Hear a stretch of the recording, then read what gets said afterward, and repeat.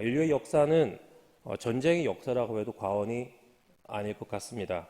이는 현재 유라시아 대륙에서 벌어지고 있는 러시아와 우크라이나와의 전쟁처럼 전 세계인의 이목을 집중시키는 큰 규모의 전쟁만이 아니라 우리가 잘 알지 못하는 아프리카의 어느 한 국가 내 부족들 간의 전쟁까지 지금도 크고 작은 전쟁들이 전 세계적으로 일어나고 있을 뿐더러 지난날 수많은 전쟁들이 인류의 역사 가운데 끊임없이 존재해 왔음을 우리는 부인할 수 없을 것이기 때문입니다. 전쟁은 늘 우리와 함께 했고 참으로 비관적인 예측이지만 앞으로도 이러한 전쟁들은 우리 주위에서 일어나고 사라짐을 반복할 것입니다. 그렇다면 도대체 무엇 때문에 전쟁은 인류의 역사와 불가분의 관계에 있는 것인지에 대한 질문을 하지 않을 수 없습니다. 표준국어 대사전을 들여다보면 전쟁을 이렇게 정의하고 있습니다. 국가와 국가 또는 교전 단체 사이에 무력을 사용하여 싸움. 간단히 말하자면 전쟁이란 단체 간의 힘싸움입니다. 조금 더 자세히 살펴보도록 하겠습니다. 단체가 무엇입니까? 사람들의 집합체입니다. 그렇기 때문에 한 단체의 결정은 그 구성원인 사람들의 생각에서 비롯됨은 누구나 알 수 있는 사실입니다. 이들이 무엇을 하기로 결정한 것입니까? 힘을 사용하여 싸움을 하기로 한 것입니다. 싸움, 즉 다툼이라는 것은 의견이나 이해의 대립에서 비롯됩니다. 여기서 이해가 무엇입니까? 바로 이익과 손해입니다. 다시 말해 나의 이익을 위해 또는 내가 손해를 입지 않기 위해 나는 싸움을 하기로 마음 먹습니다. 그리고 나의 의견을 관철시켜 내가 원하는 이익을 무조건적으로 쟁취해야 하기 때문에 말다툼에 그치지 않고 더 나아가 무력을 사용하게 되는 것입니다. 말로 해서는 안 되기 때문에 매를 드는 것처럼 말입니다. 무력을 사용한다는 것은 작금의 상황을 그대로 두지 않고 대신에 인위적인 방법을 동원하는 것입니다. 이것은 자신이나 자신이 속한 단체의 이익을 꼭 얻어내고자 하는 욕심에서 비롯된 폭력적 행위입니다. 이렇게 보면 나와는 크게 상관없어 보이는 전쟁이라는 큰 사건이 한 개인의 아주 작은 마음속에서 시작되는 것임을 알 수 있으며 모든 인류의 마음에는 자신을 우선시하는 악함이 존재하고 있기에 세상에는 크고 작은 다툼과 전쟁이 끊이지 않는 것일 것입니다. 인간들의 다툼인 전쟁은 오늘의 본문에서도 등장합니다. 1절과 2절에는 총 9명의 왕들이 등장합니다. 이 9명의 왕들은 모두 가장 인간적이고 탐욕스러운 그리고 악함을 대표합니다. 엘람왕 그돌라오멜은 용서 없는 자라는 의미를 내포하고 있으며 고임왕 디달은 두려워하다 란 뜻을 지닌 말에서 유래한 것으로 추정되는데 이는 그가 약소한 유목민들을 많이 괴롭혔음을 반영하는 것으로 보입니다. 아울러 소돔왕 베라와 고모라왕 비르사는 각각 파멸시키는 자 그리고 악의 자식이란 의미를 내포하고 있는 이름들로 이는 이들이 모두 인간이 악한 본성을 가진 자, 자신의 욕심만을 추구하는 이기적인 존재임을 시사하는 것이라 볼 수 있습니다. 그리고 여기서 우리가 잊지 말아야 할 것은 이 9 왕들과 우리는 결코 다른 존재가 아니라는 것입니다. 즉 14장에서 등장하는 이 9 왕들은 너무 탐욕스럽고 폭력적이라 나와는 다른 딴 세상에 사는 사람들로 보여지지만 그리고 그렇게 믿고 싶지만 실제로 우리는 이 왕들과 별반 다르지 않는 똑같은 존재입니다. 만일 저를 포함한 여기 계신 9분이 하나님을 모른 채 그리고 그 시대에 그 왕의 자리에 앉아 있었다고 가정해보면 아마도 우리의 이름이 악함을 의미하는 이름으로 성경책에 기록되어 있을지도 모르는 일입니다. 우리는 한 명의 예외 없이 죄성을 가지고 태어난 죄인이기 때문입니다. 이 9왕들이 편을 짭니다.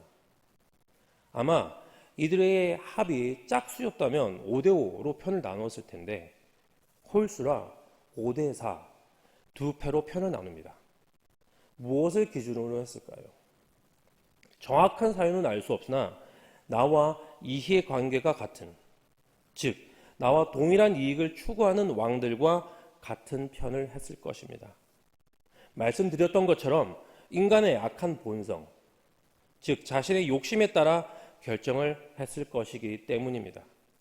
어쨌든 5대4 편으로 나눠 싸우는데 수가 많은 쪽이 우세할 것 같지만 오히려 4나라 연합군이 5나라 연합군을 제압하게 됩니다.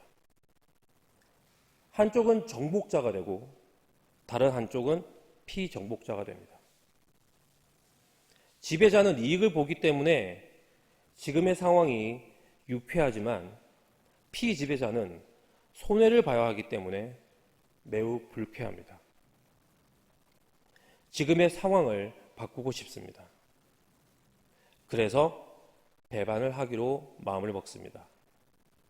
4절에 보면 5나라 왕들이 12년 동안 그 놀라오매를 섬기다가 제13년에 배반을 하게 됩니다.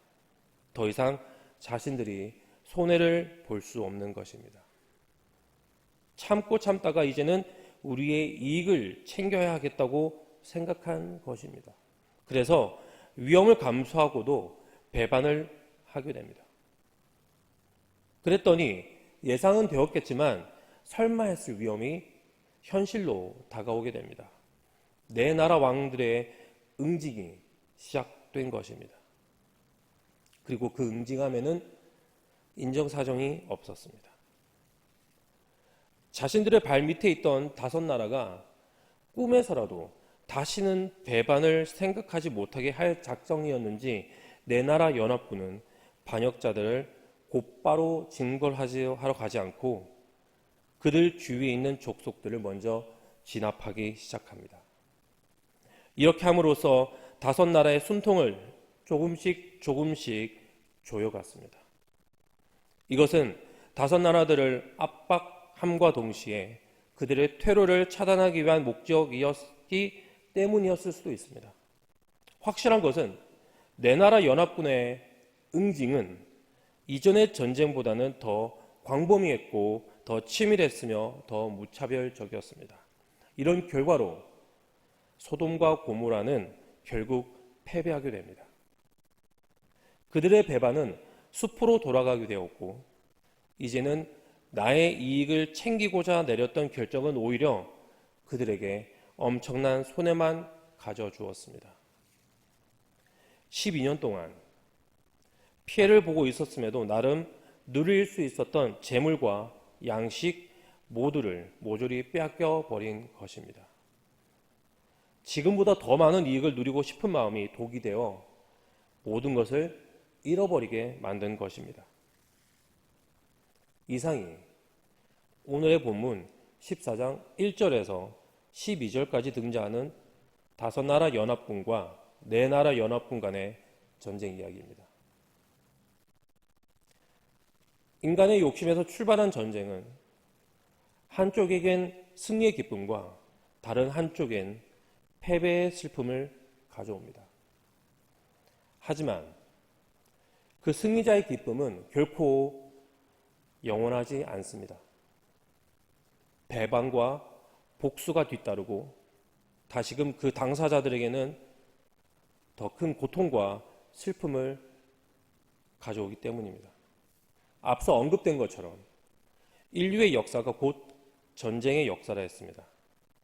이 말은 인간의 욕심의 끝이 없음을 의미하기도 할 것입니다. 가정이긴 하지만 소돔과 고모라를 위시한 5나라가 절치부심하여 훗날 또 다른 배반과 뒤이은 전쟁이 다시 일어났을지도 모릅니다.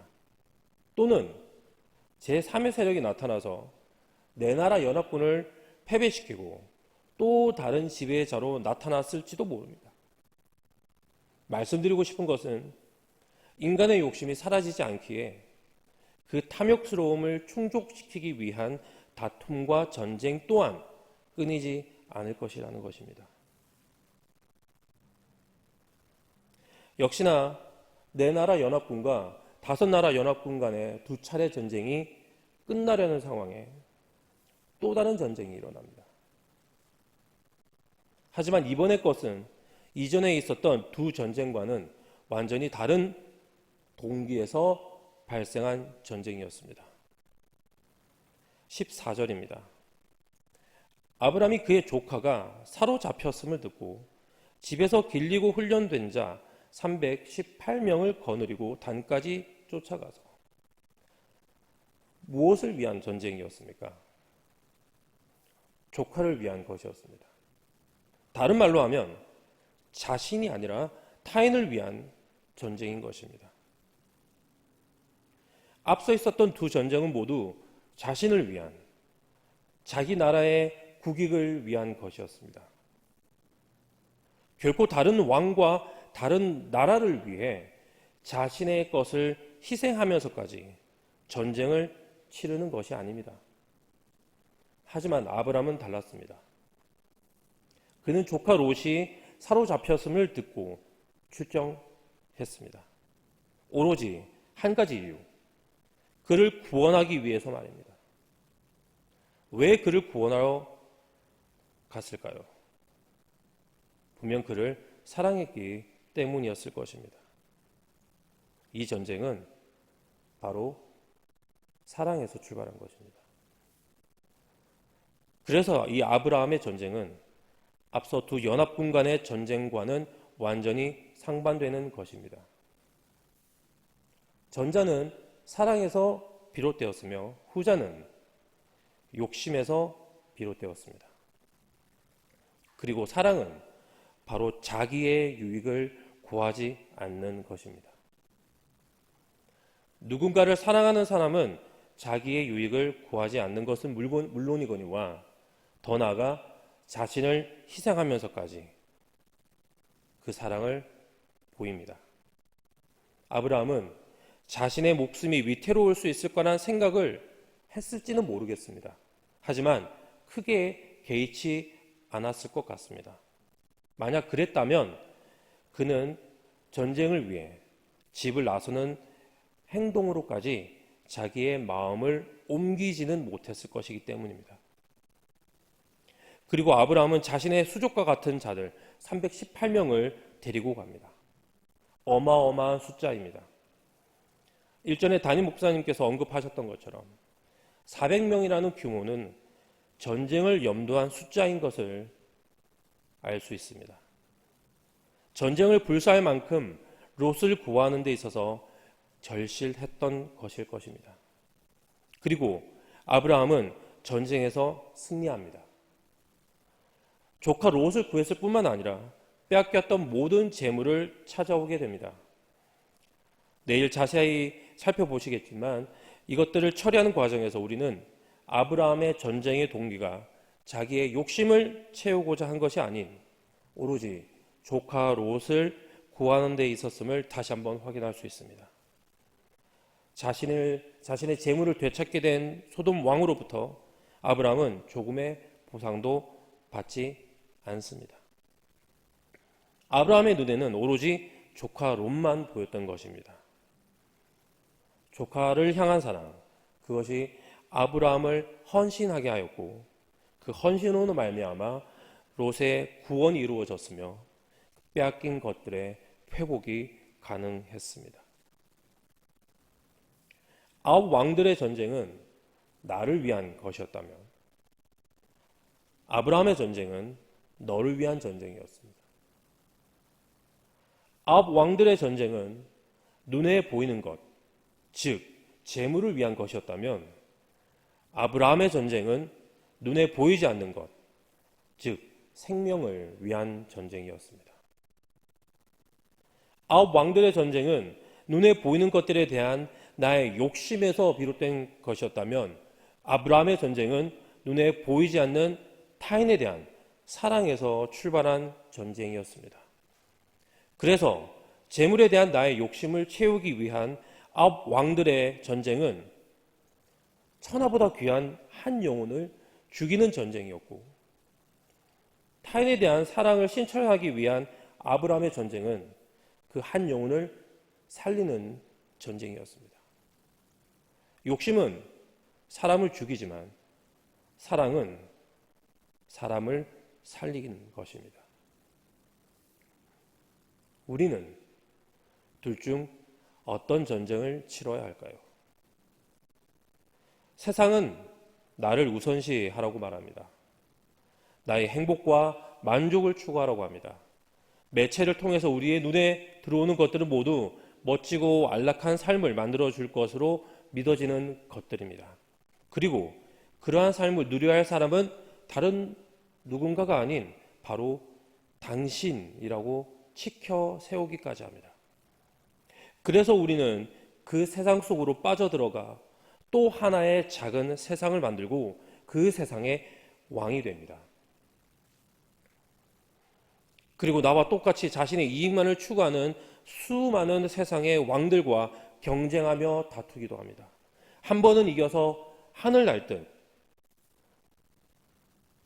성취감과 행복을 느끼지만 얼마 가지 못해 더 세고 강한 다른 세상과의 싸움에서 져 끝이 모를 절망 속으로 떨어지기도 합니다.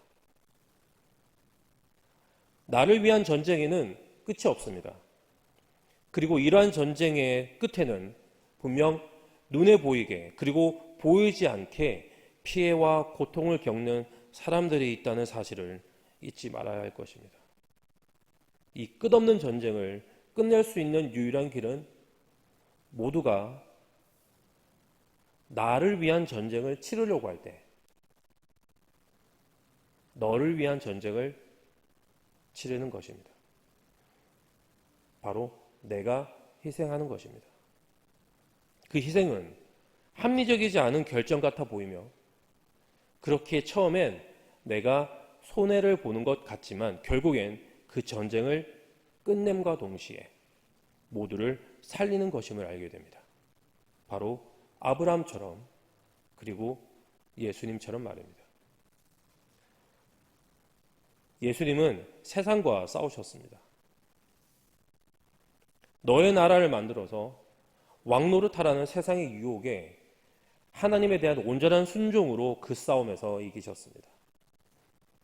내가 아닌 너를 향한 사랑, 즉 우리를 향한 사랑 때문에 죽기까지 희생, 즉 헌신하셨습니다. 그 십자가의 공로로 우리는 구원을 받게 되었습니다. 영원한 죽음에서 살림을 받은 것입니다.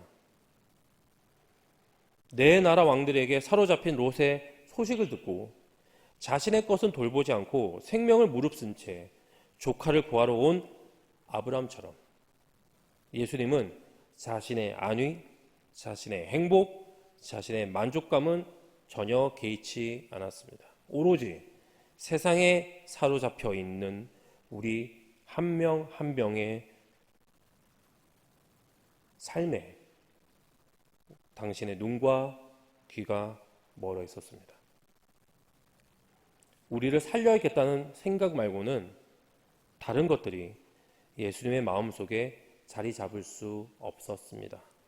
세상으로부터 우리를 되찾겠다는 사랑이 예수님을 세상과의 전쟁으로 이끌었고 그 전쟁을 끝냄과 동시에 영원한 승리를 예수님은 거두셨습니다. 우리의 전쟁 또한 이러해야 할 것입니다. 세상이 추구하는 것과 마찬가지로 나 자신을 위한 애씀이 아닌 세상이 이해할 수 없는 선택, 즉 자신의 희생을 밑거름 삼아 남의 유익을 바라는, 그래서 한 영혼을 살리는 전쟁을 치러 나가야 할 것입니다. 그런데 문제는 우리는 그럴 수가 없는 존재라는 것입니다. 우리는 본디 희생이 아닌 욕심이 자연스러운 존재이기 때문입니다. 그래서 우리는 예수님의 희생을 기억해야 합니다. 나를 위해 죽으신 예수님과 그분의 은혜가 우리에게 임하면 우리에게 없던 용기와 힘이 솟아날 것입니다. 그리하여 우리는 나를 희생하여 남을 위한 전쟁을 치를 수 있게 됩니다. 그리고 오늘 하루 자신의 욕심만을 내세우는 이 세상과의 싸움에서 그 예수님의 사랑과 희생으로 승리하는 삶을 살아내는 하늘교회 모든 성도분들이 되시길 예수님의 이름으로 축복합니다. 함께 기도하도록 하겠습니다.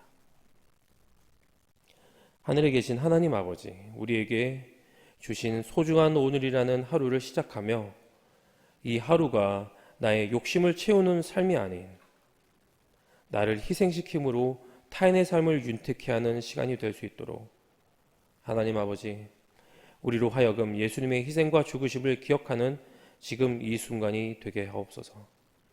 자신을 위해 아무것도 남기지 않으신 예수님처럼 나의 유익을 쫓아 살지 않고 내가 가진 것들을 이웃들과 나누는 오늘이 되게 하옵소서. 그러한 마음을 우리에게 부어주시길 다시 한번 간절히 바라옵고 예수님의 이름으로 기도드립니다. 아멘.